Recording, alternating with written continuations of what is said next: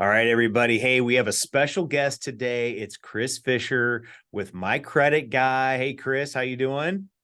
Doing well, Greg. How about yourself today, Uh, sir?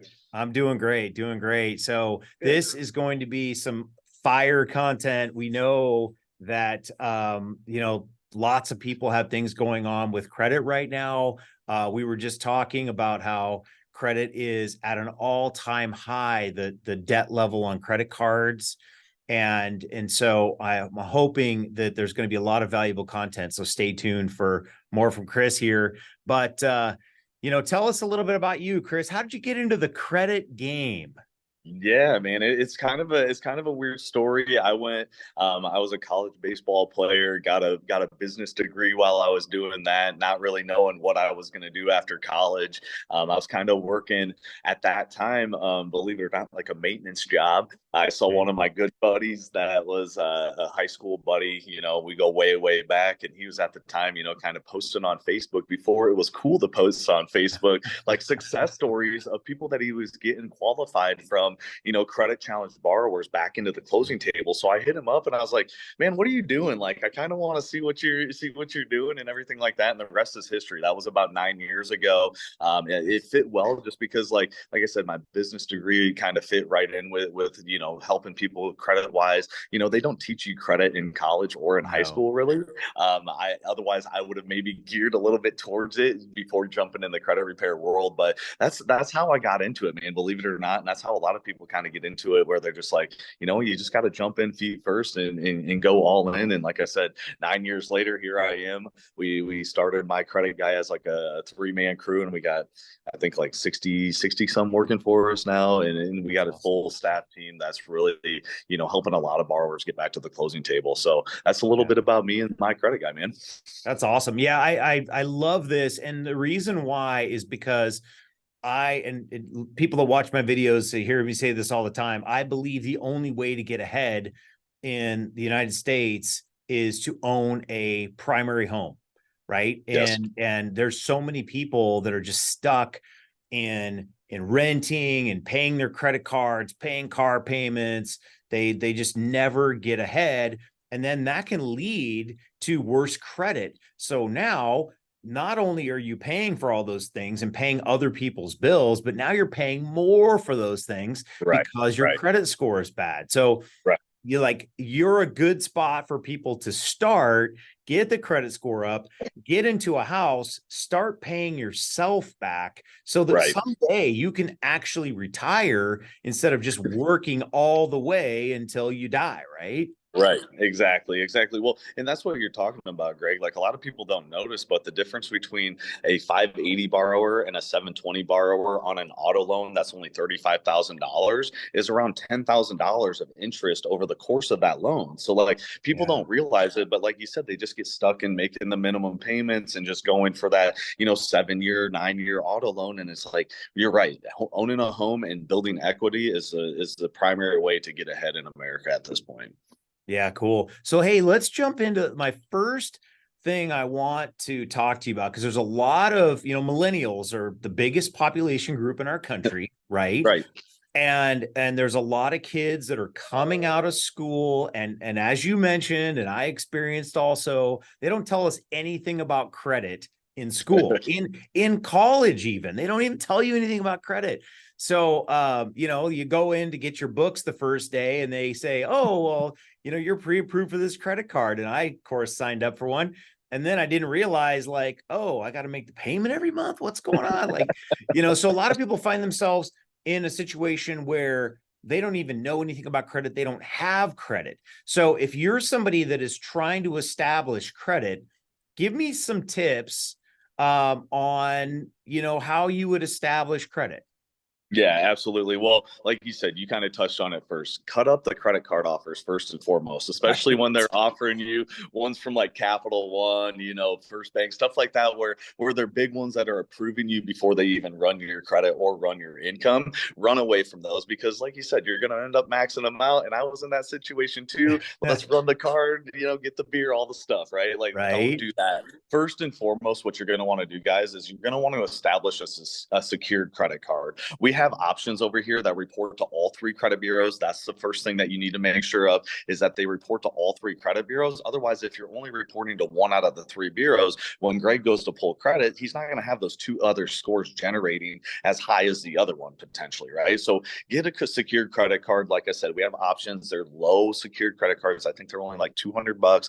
Report to all three bureaus within about 10 business days. And then you're going to use that like a debit card. I tell people, go get some, peanut butter and eggs, like stuff like that. Don't max it out or run it all the way dry or anything like that, because then you're going to have to reload it. So that way, when it comes time, 4-6 months down the road, whenever you're ready to repull with Greg, it is ready for essentially a good credit utilization rate, that it's not showing that you're maxed out on your secured card. Right. So additionally, open up a couple of secured cards. The credit scoring algorithms like to see you have two open, so get two secured cards open. If you need, like, say your transportation from high school or something like that is kind of going downhill, you can also get like an installment loan for like a lower, like a low auto loan, just to start boosting it from that side as well. But start with the secured cards. Just because they're secured, you're not going to get in a lot of trouble that way, and it's the best way to start boosting your credit, honestly. Right. And tell me, I've heard this before. If you put the $200 up as a deposit, you still need to make the payment, right? That $200 needs to stay there and not be used. Is that correct? Essentially, yeah, right, exactly. So like on a monthly basis, what they would do is essentially you would want to just reload it back as close to the $200 as possible, right? Like you Okay. wouldn't necessarily have to have the full 200, because then that's going to show what the utilization rate is. But I tell everybody, I'm like, if you can afford it, just reload the $200 and then go use it, like I said, for another couple things of eggs. Like keep it simple, like just show that you're using it on a monthly basis. Okay. And how long typically, I know there's some banks up here that if you use it as a secured card for 6 months or a year, then they'll convert it to an actual credit card if your payments are all good. And that is that your experience as well? So with the one that we offer, it is not, right. Just Okay. because it's a true secured card, there are options out there, Greg. Like you said, that they will flip it over to an unsecured card, and then Okay. they will give you a little bit better limit and all that good stuff. For my purposes, I tell people that I want it to remain a low secured credit card, because then you don't have the option to go out and buy a big screen TV, or in my case, new truck tires or something that I don't need, right? Like Right. Right. it's something to keep people like true to what their credit journey should be, and that's a low secured card. That way they know exactly what they're spending it on, and they're not getting into trouble that way. So but like you said, there are options, and there are banks out there that will convert those unsecured to secured to an unsecured card after you've made on-time payments for a certain amount of months. What are your thoughts on having parents add their kids as authorized users to boost the credit? I see it happen all the time, and I suggest it. As long as the parents are, aware that if that card goes down a bad route, because I see it all the time too, where people maybe added an authorized user and then they forgot about the card and now it's charged off. They have to realize that that authorized user is going to be liable for that card as well, right? So you're going to Right. want to add them as obviously an old card that you paid on time for 15 years, and the balance to limit ratio is under 10%. In that case, absolutely, because it's going to boost their credit immediately. Right. I have seen it go the other way too. I've seen people add their kids as authorized users and then their credit card's maxed out all the time. Yep. That's no good, right? Yeah. Now Okay. you're a 5 borrower, unfortunately. Right, Yes. right. Unfortunately, for sure. Yeah. So let's talk about how the apps, right? So everybody has Credit Karma, or a lot of people have their bank app now, Yep. gives Yep. them a credit score. Tell us one, like how those are different from Yeah. what we're getting in the mortgage business. Because everybody says, well, hey, Greg, right here, look at the app. It says my credit score is 780 and you're telling me it's 680. Why is that? So maybe help people understand that, Chris. Yeah, absolutely. So they're just two totally different scoring algorithms, right? The ones that are on apps, for instance, like you said, your Credit Karmas, even the ones that we use to track our results as they're going through our program, they're going to be different because they're a Vantage scoring model. The one that Greg and other lenders and Movement are using is going to be a FICO model. So what it is it's going to be I tell everybody, I'm like, go ask Credit Karma if you can get the 300, $400,000 for your house. You can't, right? You have Right. to use the one that Greg is essentially going to pull in order to run your home loan, right? Movement Mortgage uses the FICO model. Like I said, Vantage scoring models are for like Credit Karma. Even different ones like Identity IQ and stuff like that. They're all using Vantage scoring models. They have six different categories that they are scored on, and the FICO only has five. I'll send you over that flyer so that way you can attach it to this as well if you want, man. It just Yeah. breaks them down a little bit differently, and that's the score discrepancy. You see it, man. I see it. I've seen Credit Karma scores come over that are like 100 points different than what their lender pulls sometimes. Right. Yeah. No, and we see it all the time, and it's good to hear that explanation and a deeper explanation. I'd love to see that flyer too, because I'll send it over that to you, but it's just really confusing. Because again, we go back to people aren't taught about credit in school, so they're just trying to figure it out. And I mean, I get it. Like this can be a super confusing world of credit and everything like that. And um, one of the things that we get, especially up here, because in Seattle, the median home price in at least in King County is over $800,000. So we're talking big dollar homes. The payments are bigger, right? All those things. So people are always like, hey, Greg, how can I optimize my credit score yeah. to maybe they don't have bad credit. Maybe they have, a 700 credit score, but they want to get it up to 750 so they can get a better interest rate. What are some tips that they can do for that? Yeah, absolutely. Well, the first tip that I have for anybody that's trying to boost their credit score is let's take a look at your revolving debt first and foremost, right? Revolving debt between payment history and credit utilization and the FICO scoring model makes up 65% of your score. So you can usually boost your credit just by paying down your credit cards. There's a threshold that you want to hit with your balance to limit ratio on your credit cards, and it's under 10%.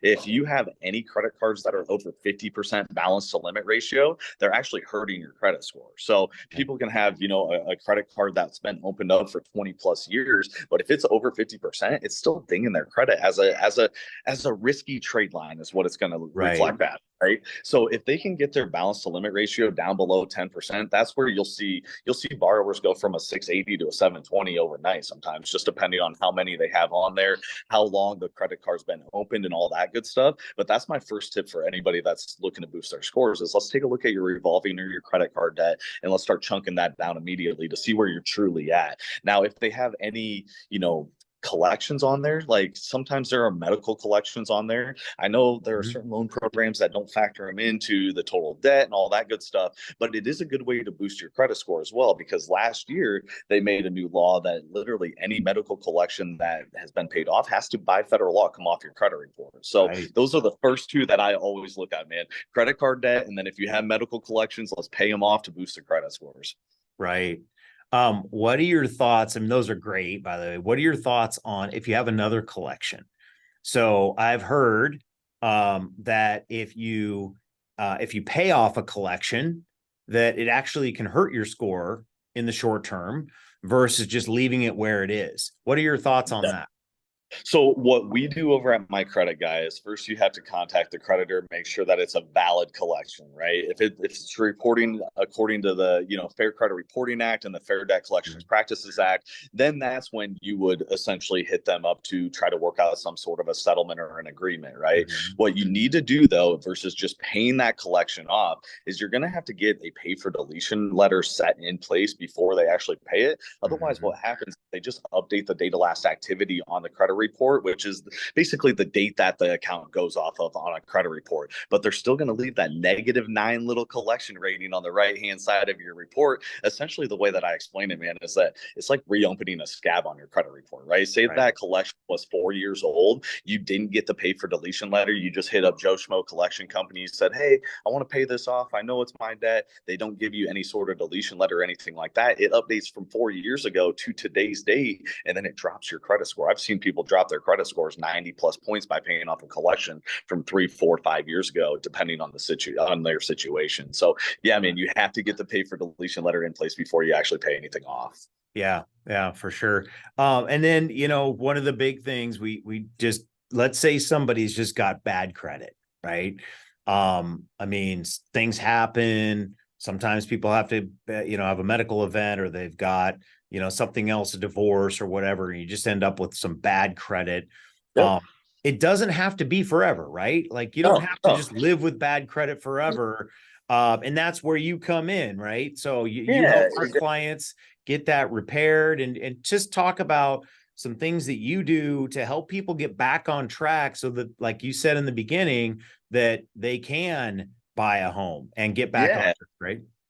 Yeah, for sure, Greg. Well, I always say like unfortunate things happen to good people, right? It's Right. not bad credit. It's unfortunate credit, right? Right. Something unfortunate usually happened in the family. They had to, like you said, medical debt. They had to rack up credit cards, then they go to charge off steps. Whatever the case is, it's not the end of the road, right?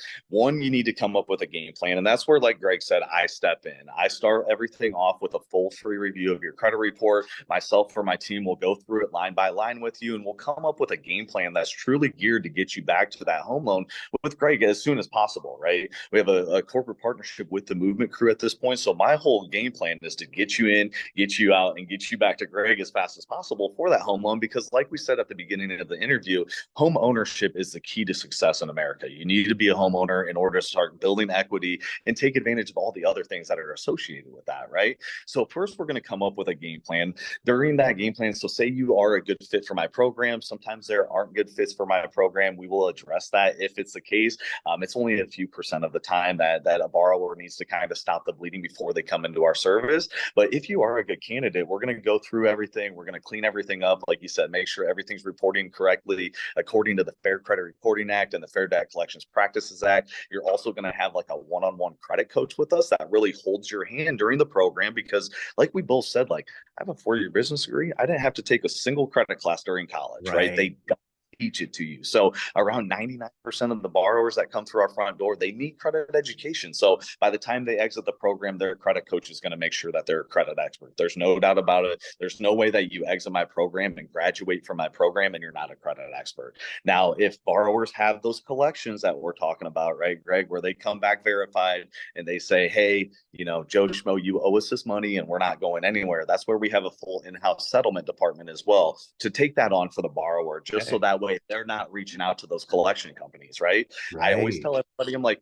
you can do it on your own, right? I tell people, I'm like, I got a big diesel truck out in the driveway, right? If that transmission goes out, I'm a good old boy from Iowa. I could probably figure out how to do it. I'm going to Right. take it to the mechanic because guess what? It's going to be on the road 2 weeks faster than I can even think about getting it apart. So let us take that on for you, just so that way Greg will tell you, collection companies, they're shady. They really are. They're going Yeah. to tell you what you want to hear. They're not going to give you the correct documentation in place. And then after you pay them, you lose all leverage with those collection companies. So that's why we Yeah. have the full in-house settlement department. Usually it's about a 3 to 5 month service before they're ready for a home loan, as long as they're ready to kind of, I tell everybody, I'm like, meet us about 25% of the way there. I'm going to have a few to-dos for you to do on your end while you're in my program, but my team's going to be behind the scenes really getting their hands dirty for you to make sure that you're home loan ready within the next few months. So Yeah. that's where we step in, man. I love that. I mean, yeah, you don't want to fix your own truck. You also don't want to cut your own hair or fill your own cavity. Like, there's a lot of things you might be able to try to do yourself. It's probably not going to turn out Right. very well, right? So, no, Right. I love that, because I have helped clients, give them scripting on how to talk to the collection agencies. And let's face it, those collection agents, their job is one thing, and that's to get that money. They don't get As much as paid unless possible. they get that money, That's it. and get as much as possible. And so if you have a professional like Chris and my credit guy working for you, it promise you it's going to make things a little Yeah. easier. And they know Yes. I mean, you guys know everything to say to these people, right? Give them We know all the right. laws and everything that you need to know in order when you're quoting these guys. Like, you have to know the lingo, otherwise they're going to identify that you don't know what you're talking about, and they're going to, like you said, they're going to try to get that money and then send you on your way. They don't care how it reflects credit wise after they get that money, though. I promise you. Right. So, okay, here's the deal. If you're watching this and you're like, I know somebody, or I am the somebody that needs help with credit so we can get you into a home, what I want you to do is comment below or reach out to me, whichever you're comfortable with, If you don't want to comment, you can reach out to me. I've got all my contact information below here. And so basically what we're going to do is we're going to have an initial conversation. I'm going to set you up with Chris. Chris will go free consultation. So it's not going to cost you anything to have a conversation with either of us, to get you in a better position to be able to take advantage of the, on average, 5% appreciation, with a house. And I just mentioned the median home price in King County is over 800,000. So 5% of 800,000 is $40,000, right? That's a lot of money that people are leaving on the table because they don't think they can do it, because they're renting, because they're behind on their bills, they've got collections, whatever, and they're not taking advantage of this amazing opportunity that's in front of them to become a homeowner. So I want to thank you, Chris. I really appreciate you taking the time with us today. And I think there's a lot of people are going to get some great stuff out of this interview. So thank you for taking the time. Absolutely. Well, thanks for having me, Greg. I appreciate your time as well, buddy. All right, man. Take care.